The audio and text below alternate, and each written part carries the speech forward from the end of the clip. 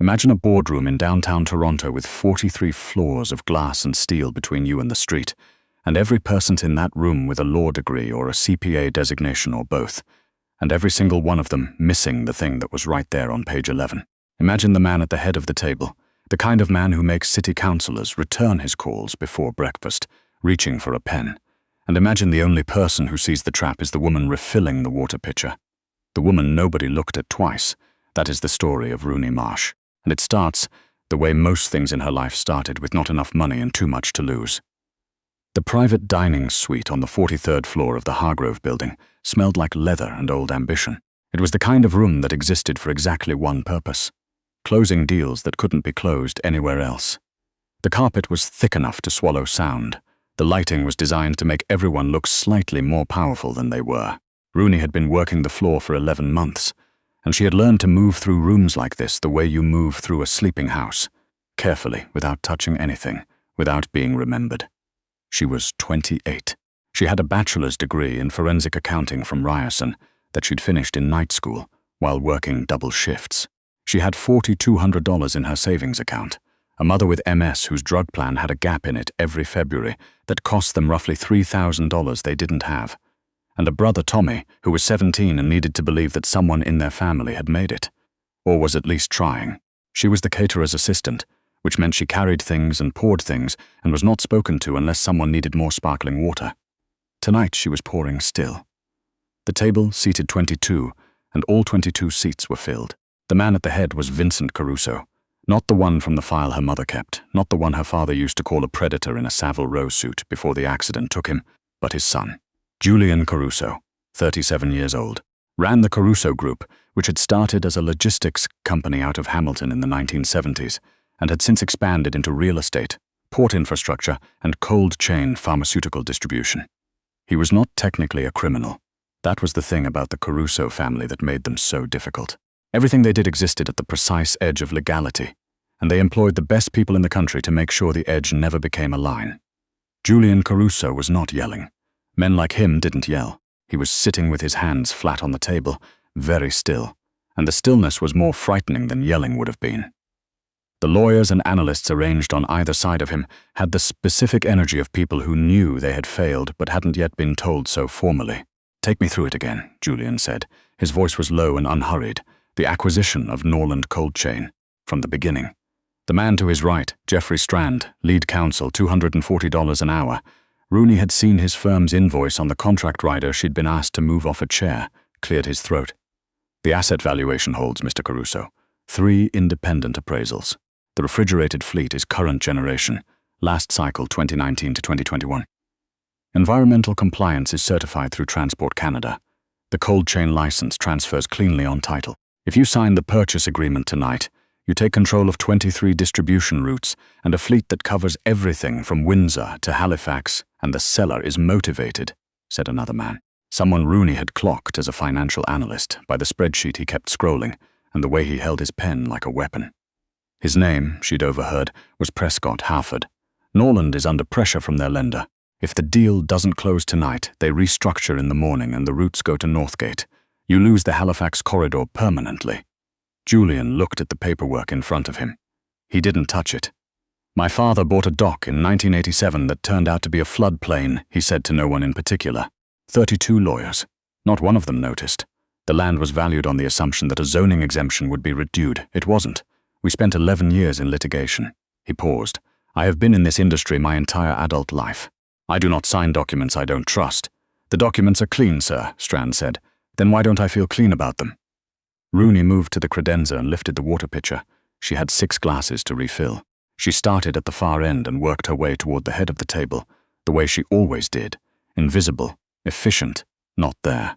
She was thinking about her mother's appointment on Thursday and whether the pharmacy on DuPont would hold the medication if she called ahead, and she wasn't really looking at anything in the room until she was standing just behind Jeffrey Strand's left shoulder, and the acquisition package was open on the table in front of her. She poured water. She looked at the page, she looked away, she poured more water. She looked at the page again, the fleet schedule, 23 vehicles listed, registration numbers, VIN codes, last certification date. She had spent 2 semesters studying transport asset fraud for her forensic accounting coursework. She had written a paper on it. She had gotten an A. Vehicle number 14 on the list. A refrigerated tractor unit listed as a 2020 Freightliner. Had a VIN that started with 1IFA. She knew that prefix. 1IFA was a Freightliner code, yes. But the digit sequence that followed corresponded to a model year range that stopped in 2014. You couldn't have a 2020 vehicle with that sequence unless someone had altered the registration. She kept her face perfectly blank and moved to the next glass. There was something else. She'd caught it in her peripheral vision on the compliance certificate at the bottom of the page, the Transport Canada certification stamp. She'd seen those before. Her uncle had driven refrigerated transport for 15 years, and she'd grown up watching him file renewals every 2 years. The stamp format had changed in 2018. New design, new field layout, new issuer code in the bottom right corner. The stamp on this certificate was the old format, pre-2018, but the certificate was dated March of this year. A pre-2018 stamp format on a current year document. She reached Julian Caruso's glass. Her hand was steady. She'd gotten good at steady. The Halifax corridor alone is worth the premium, Prescott Harford was saying. You're not just buying trucks, you're buying market position. Initial indications, Strand added, suggest Northgate would pay 30% above your offer if the deal collapses. You'd be handing them the Eastern Seaboard. Julian Caruso reached for the pen. Rooney set the pitcher down on the side table with a sound that was slightly louder than it needed to be. It wasn't planned. She would tell herself later it wasn't planned. But her hand moved before her brain finished the sentence it was composing, and the pitcher connected with the lacquered surface of the credenza and made a sound like a small, polite knock on a door. Julian Caruso's hand paused. He looked up, and for one fraction of a second he looked directly at her. The certification stamp, Rooney said. The room stopped. It stopped the way rooms stop when something breaks.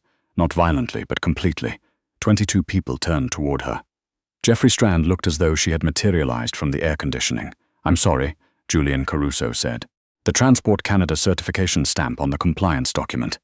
Rooney kept her voice even. She had learned to make her voice even in rooms that wanted her to be small. It's the pre-2018 format, the field layout, the issuer code in the bottom right corner. Transport Canada updated the stamp design in 2018.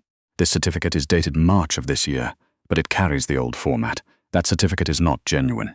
Nobody moved. Who is this? Strand said, turning to look at the room coordinator, a thin man named Henri who was standing by the door and had gone the color of old putty. She's with the catering team, Henri managed. Get her out of here, Prescott Harford said, pushing back from the table. Wait.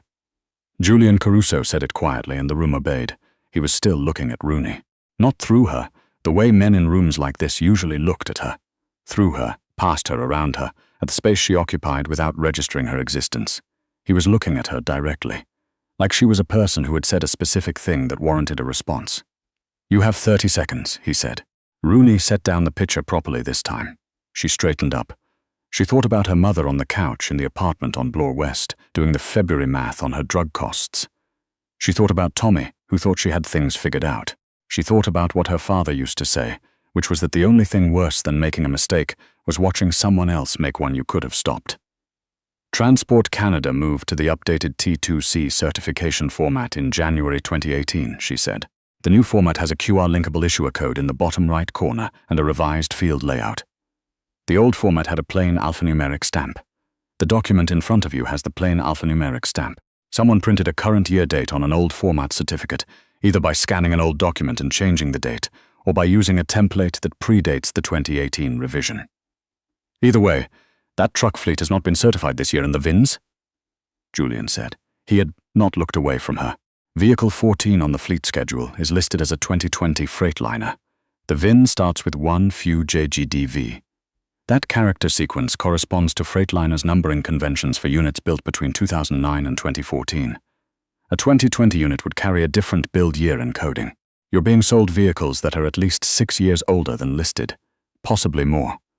The silence in the room had changed character. A moment ago, it had been the silence of people waiting for her to be removed. Now it was the silence of people running calculations. Jeffrey Strand's hands were still on the table. They were very still. Check the VIN, Julian said to no one in particular, and everyone at once.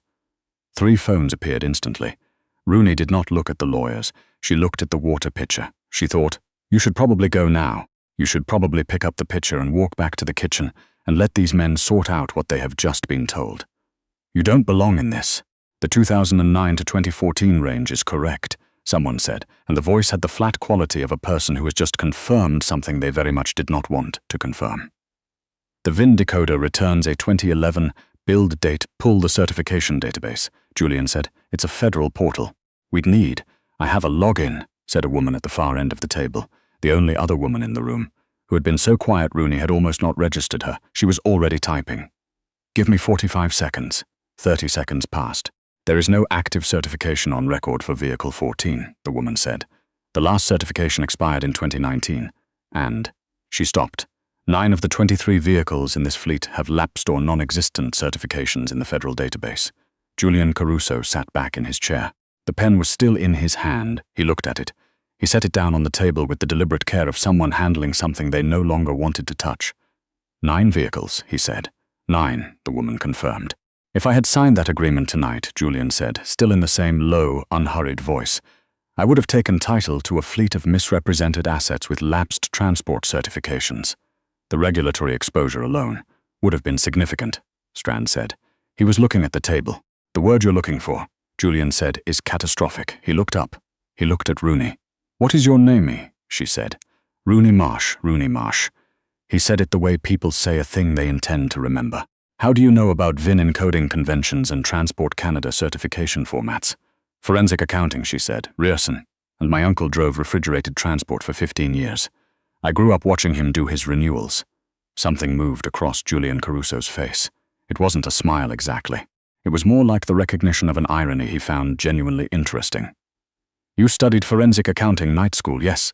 And you're? He glanced at the catering uniform. He didn't finish the sentence the obvious way. And you're here tonight. My mum's sick, Rooney said. The shifts pay better than the office work I could get with a night school degree. He looked at her for a long moment. Then he looked at his 22-person advisory team. Then he looked back at her. Take the rest of the evening, he said. Henry, see that she's compensated for the full shift and Ms. Marsh. He reached into the interior pocket of his jacket and produced a card. He placed it on the edge of the table nearest her. I'd like to continue this conversation in the morning. Rooney picked up the card. She picked up the picture. She walked out of the room with her heart going at a rate that she hoped wasn't visible through her chest. In the kitchen, she leaned against the stainless steel counter and breathed. Henri appeared a moment later, looking at her with an expression that mixed irritation and something she couldn't identify. Possibly gratitude, possibly fear. You should know, he said quietly, that the Caruso Group has been a client of this venue for 14 years. I know, Rooney said. You also should know, he said, that no one has ever done what you just did in that room. She didn't know what to say to that, so she said nothing, and picked up the next tray. She did not sleep that night. She called her mother at 11:30, which she almost never did because her mother needed her sleep. Her mother answered on the second ring, which meant she hadn't been sleeping anyway. Something happened, Rooney said. Good something or bad something? Rooney looked at the card on her kitchen table. Caruso Group. Julian Caruso, President and CEO. A phone number and an email address and nothing else. I don't know yet, she said. Go to sleep, Mom. I'll tell you tomorrow. She was at the address on the card at 8:50 the next morning, in the only blazer she owned that didn't have a loose button, which was a navy one she'd bought at a Kensington Market consignment shop 3 years ago that still fit. The Caruso Group occupied the top 4 floors of a building on Bay Street that had been designed to look like it had always been there, and also like it was slightly better than everything around it. The reception was staffed by a man who gave her name to someone on a phone and then nodded at a set of chairs that cost more than her monthly rent. She had been sitting for 4 minutes when a woman in her 50s with close-cropped grey hair and reading glasses on a chain appeared and said, Mrs. Marsh, I'm Dorothy, Mr. Caruso's chief of staff. He's ready for you. Julian Caruso's office was on the top floor and faced north, which meant it faced the lake on a clear day. It was a clear day. Lake Ontario was a flat grey blue in the October light, and the city spread out below it, and Rooney stood at the window for exactly 2 seconds before she told herself to stop looking at the view and turn around. Julian Caruso was already standing. He was wearing a different suit than last night, but the same quality, the kind that looked like it was resting rather than being worn. He looked, in the daylight, slightly less like a man who controlled things and slightly more like a man who was tired of controlling things and did it anyway. Sit down, he said. Not unkindly. She sat. I looked you up this morning, he said. Rooney Marsh. Graduated Ryerson in night school, forensic accounting honors, no employment record in the field. The field wants people with full-time credentials and 3 to 5 years experience, Rooney said. I have the degree. I don't have the years. You have the knowledge. That's not always the same thing. He considered that. The Norland deal, he said. I pulled our team together at 7 this morning. The irregularities you identified extend significantly beyond the 2 items you flagged. The false certification is part of a coordinated scheme. The fleet was sold to Norland from a numbered company in Alberta in 2021. That company is connected to a man named Jeffrey Strand. Rooney went still. My lead counsel, Julian continued, arranged the acquisition of a fraudulent fleet on behalf of the seller. While advising me as the buyer, he would have received a commission on the sale and a portion of the regulatory penalty settlement that Norland had pre-arranged with a contact at the provincial ministry. When I signed, they would have triggered the inspection. I would have been fined for operating non-compliant vehicles. The settlement terms were already drafted. He paused. We have been working with Mr. Strand for 9 years. The size of it settled over the room. 9 vehicles out of 23 would have been flagged, Rooney said, doing the math reflexively. At standard penalty rates for lapsed transport certification, that's approximately $2.3 million in administrative penalties in the first year, Julian said, plus the cost of emergency fleet replacement, plus the operational disruption to the cold chain routes. He looked at her steadily. You saved the company from a coordinated fraud that had been months in the planning. By knowing what a VIN sequence means and what a stamp looks like, Rooney said. The corner of his mouth moved. And what a stamp looks like. He stood up and walked to the window. He stood with his hands in his pockets, looking at the lake. My father built this company on the logic that loyalty was the only asset that couldn't be replicated. He was wrong about a great many things, but I thought he was right about that one. He turned.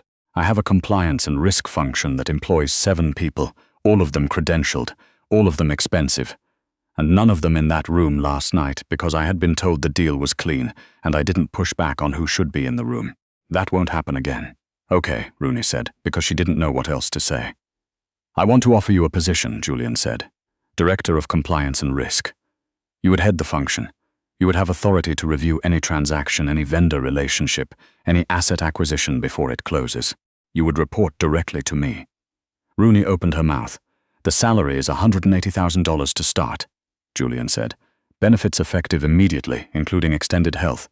Pharmaceutical coverage with no gap months. She closed her mouth. The pharmaceutical coverage with no gap months was not something she had mentioned, which meant he had understood, from one sentence in that dining room, exactly what she had meant by her mother being sick and the shifts paying better. She was not going to cry in this office. She was absolutely not going to do that. I have conditions, she said. He raised his eyebrow.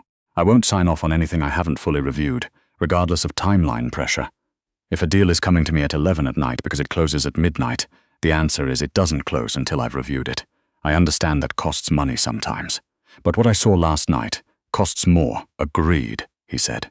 And I want to understand the full picture of Strand's involvement before he's approached. If you go to him before we understand the full scope, he'll destroy the evidence trail. Julian looked at her with an expression she couldn't fully read. You're right. I had intended to confront him this morning. I didn't. Don't, she said, not yet. Let me look at the documentation first. If he has been your counsel for 9 years, the Norland deal is probably not isolated. A pause. That, Julian said slowly, is an uncomfortable thing to consider, Rooney said, but you're already considering it. Otherwise, you would have confronted him at 7 this morning instead of waiting. He looked at her for a long moment. How soon can you start? Today, she said, if you can get me into the document archive.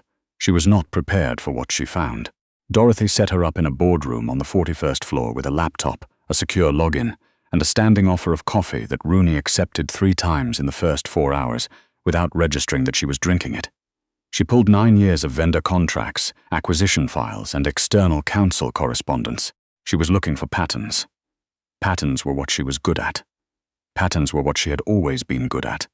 The way certain numbers repeated, the way documentation gaps clustered around specific transaction types, the way the thing that wasn't there was often more informative than the thing that was.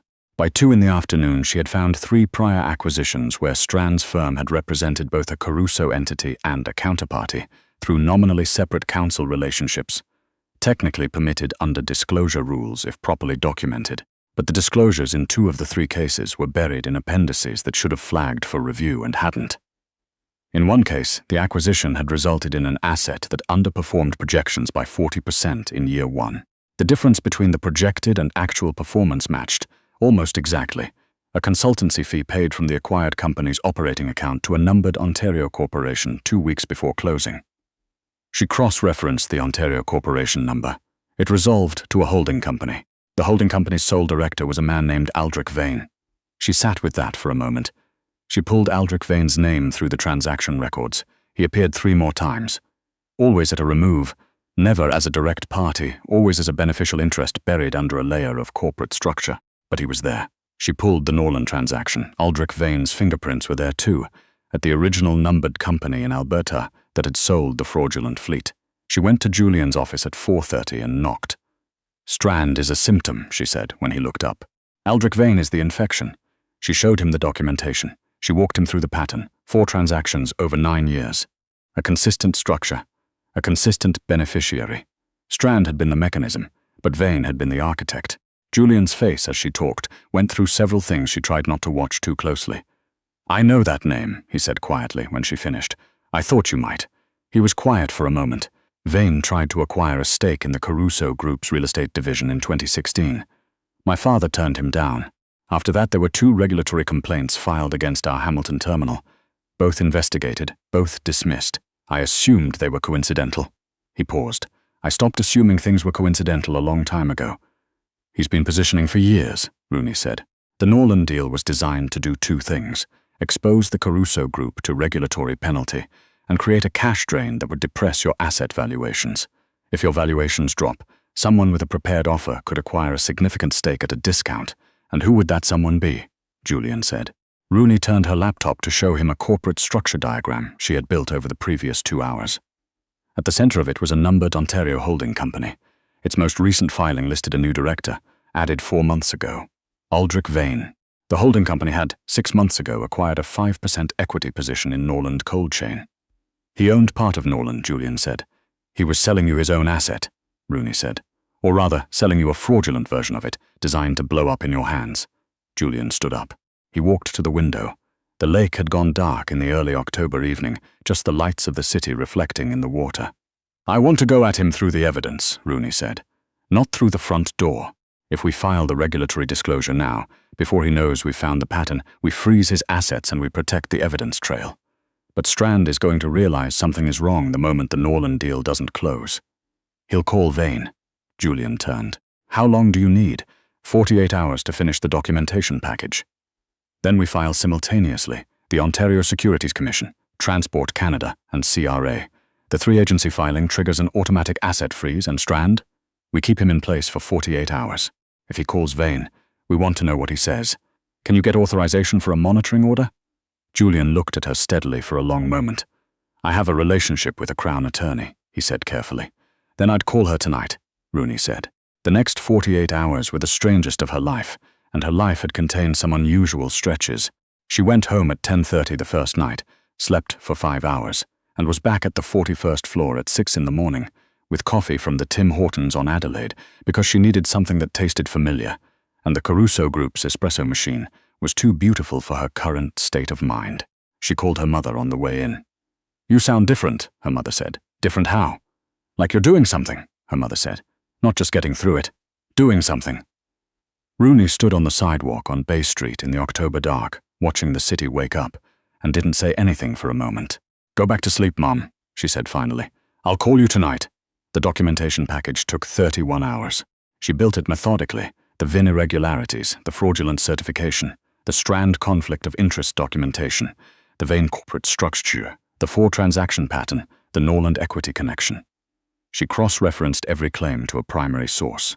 She built a transaction chronology that a regulator could follow without background in the industry. Julian Caruso reviewed each section as she completed it. He came and went from the boardroom throughout the day and the night, bringing food she sometimes ate and coffee she always drank, and asking precise, specific questions that told her he understood the material and was testing whether she did too. On the second morning, she was finishing the final section when he set a container of soup on the table next to her laptop. You should eat, he said. In 10 minutes, she said. You said that 2 hours ago. She looked up. He was leaning against the boardroom table, arms crossed, looking at her with an expression that had something in it she hadn't seen directed at her in a long time. Not in a professional context, anyway. She looked back at the screen. Almost done, she said. Rooney. She looked up again. Your mother's February gap, he said. Dorothy flagged it this morning when she was setting up your benefits enrollment. There's a discretionary supplemental coverage provision in the executive health plan. It covers specialty pharmaceutical costs that fall outside the standard plan period. It's retroactive to your start date. She stared at him. That's not. I didn't ask for that. No, he said. You didn't. She looked at the soup. She looked at the table. She looked at the documentation package on her screen. 31 hours of work that was, objectively, some of the most thorough things she had ever built. She thought about her father, who had believed that the right thing and the smart thing were eventually, if you waited long enough and worked hard enough, the same thing. She had spent a lot of years not being sure he was right. Why? She said. Julian sat down across from her. Not at the head of the table. Across from her, at eye level. Because my father's theory about loyalty, he said, was correct. He was just looking for it in the wrong places. He looked for it in men who had been with the company for decades, who had attended the same schools, who sat at the same tables. He didn't look for it in the person who told the truth at personal cost in a room full of people who could have had her removed. He paused. You didn't have to say anything. You knew who I was. You knew what room you were in. And you said it anyway. I wasn't going to watch someone get defrauded if I could stop it, Rooney said. That's not. She stopped. That's not anything special. That's just what you do. No, Julian said quietly. It's not, that is, specifically, not what most people do. She looked at him for a moment. Then she picked up the soup. The package will be ready in an hour, she said. We should call the Crown Attorney. He almost smiled. We should call the Crown Attorney, he agreed. The filing went in at 2 in the afternoon on a Thursday. 3 agencies, simultaneous submission, 47 pages of documentation with 43 primary source exhibits.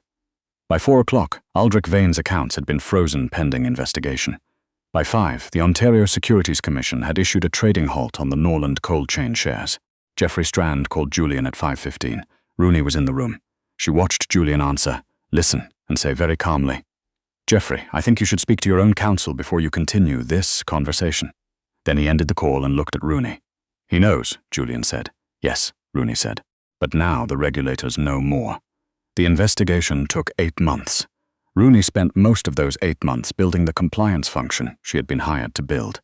She hired 3 people, all of them with credentials she understood and temperaments she trusted.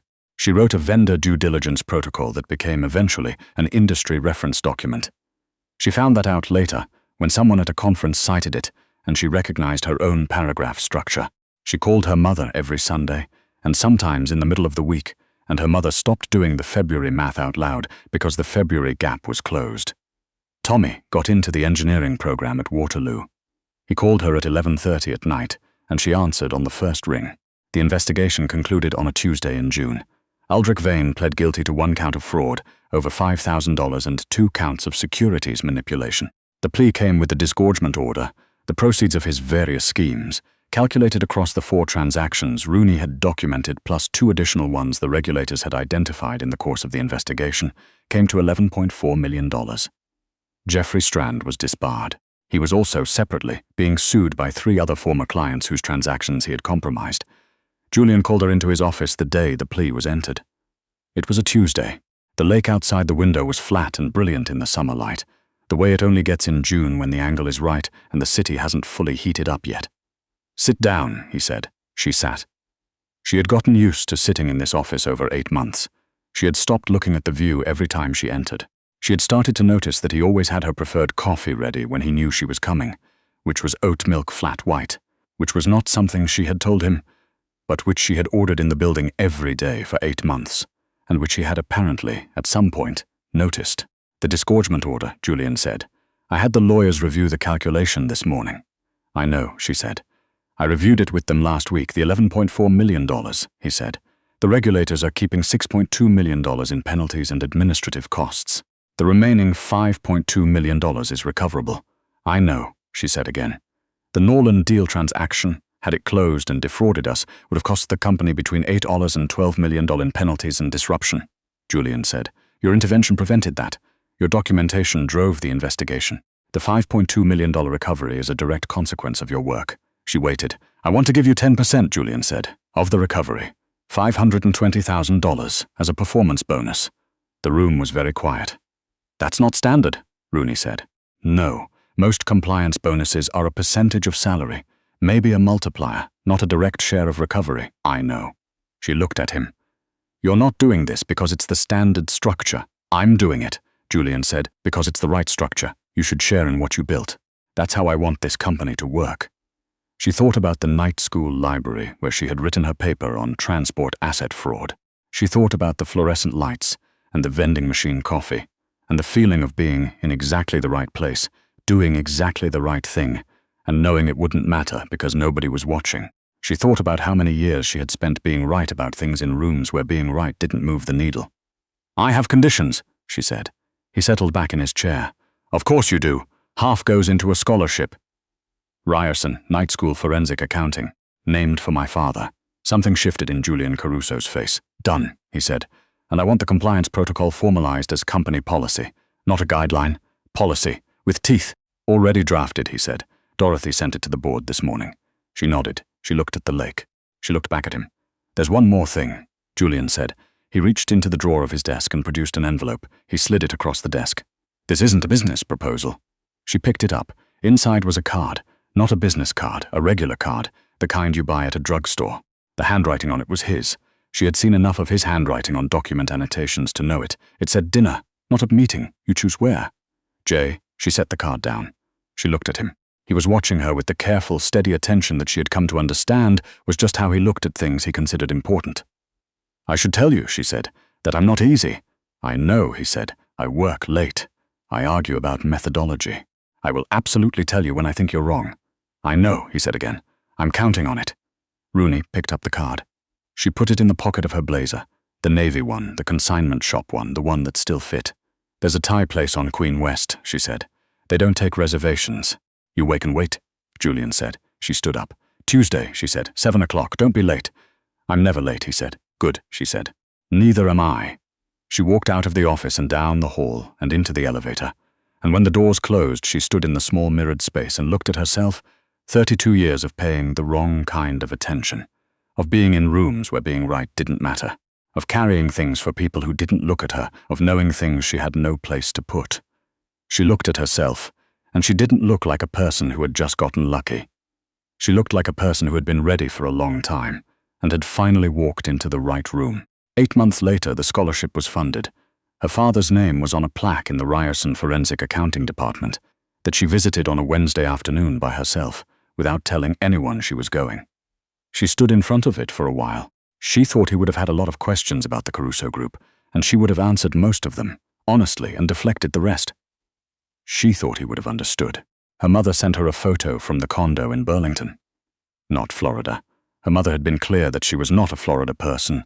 Burlington was perfectly fine. Thank you. And in the photo, her mother was sitting on the deck with a cup of tea and her MS medication lined up neatly on the railing like a small, manageable army of things that no longer kept either of them up at night.